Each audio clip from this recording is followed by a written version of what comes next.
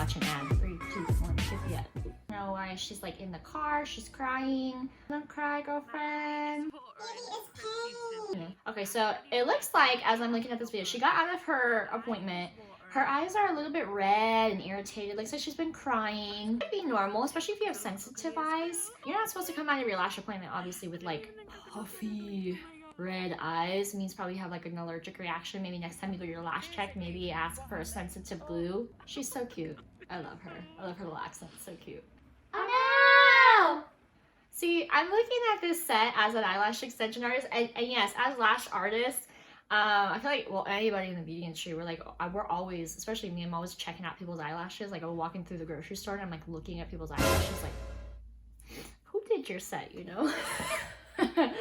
I would say first off, they're a little bit long for her eye shape. You can see that her eyes are a little bit smaller. I think they're a little bit long on the outsides. Probably would have done a different eye mapping for her. But you know, they don't look horrible. So cute. I love her. I don't think that these are too bad. Now, obviously, I'm not with this client. I can't look into her eyes and really see like what's going on in there.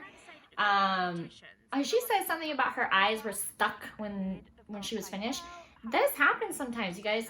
That's why we put those eye pads underneath and those tape underneath, because we're trying to tape down the bottom lashes. I've been doing lashes for 5 years. Sometimes it happens. The client opens their eye and they have a little, we call it sticky. They get stuck to the bottom and I'm like, ah.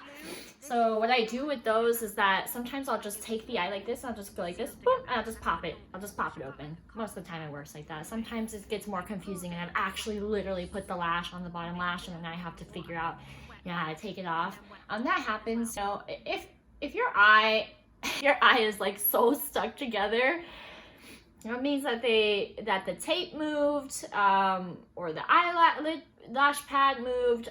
Some of the girls, they use just the eye pad. I don't like to use that. I like to use the tape with the iPad because I feel like it's just more safe for me to know that like their eyelashes, bottom eyelashes are like really taped down. I really hate whenever a client opens their eyes and they're stuck together. I really hate that. It's so uncomfortable for the client. It's so uncomfortable for me. I'm like trying not to tear their eyelashes. Like, just no. You see her eyelashes, you guys? They're way too long. Maybe it's just me. I mean, maybe some clients like this kind of all one length thing, but for me, I usually only go like 2, maybe 3 millimeters longer than their actual lash length.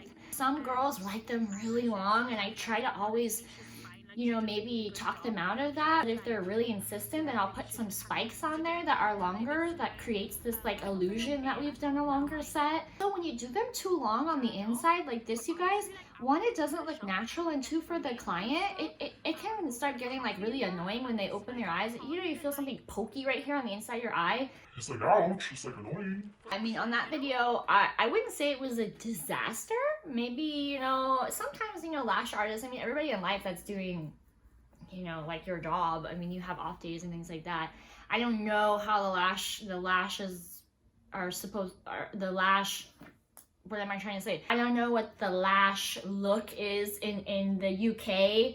I don't know how they work over there. I actually follow some people that work in the UK, and I've seen some really beautiful work over there. Yeah, I mean, on these lash extensions, they're maybe not the worst. I can't see them up close. It's super hard. Like, people will come up to me and say, oh, what do you see on my lash extensions? I mean, sometimes you can see just from the outside, like, oh, those are good or those are bad. But for the most part, like, I really have to get in there and I really have to like look with my tweezers and like really look around, like, what's going on here? how's the isolation? The moral of the story is you get what you paid for, and that's in life. That's for everything. And so there is a saying in the lash world, nice lashes aren't cheap, and cheap lashes aren't nice. So if you're looking for somebody to do your lashes, you guys, and you're out there looking for lash extensions, here's a couple tips from a lash artist. If somebody takes less than an hour to do your eyelashes, probably you're not getting a good set. Also, you know, you guys, it depends on price. Like I said, the nice lashes, they aren't cheap. So, and when it comes to something like your eyelashes and your actual eyelash hair, I definitely recommend getting something done that's a little bit more on the expensive side from somebody that knows how to do lashes. so that you're not breaking off your natural hairs. Okay guys, I hope you enjoyed this video. Maybe I don't know why I'm talking in A British accent. I hope you guys enjoyed this video. Maybe next time I will do the best reviewed eyelash extensions because those are always fun. Let's give a shout out to those lash artists that are working so hard in the industry to set a foundation for us. So maybe next time we'll do a video on that. If you've enjoyed this video, please like and subscribe and comment below if you guys have gotten bad eyelash extensions. What are your guys' story? I'd like to hear. We will see you in the next video.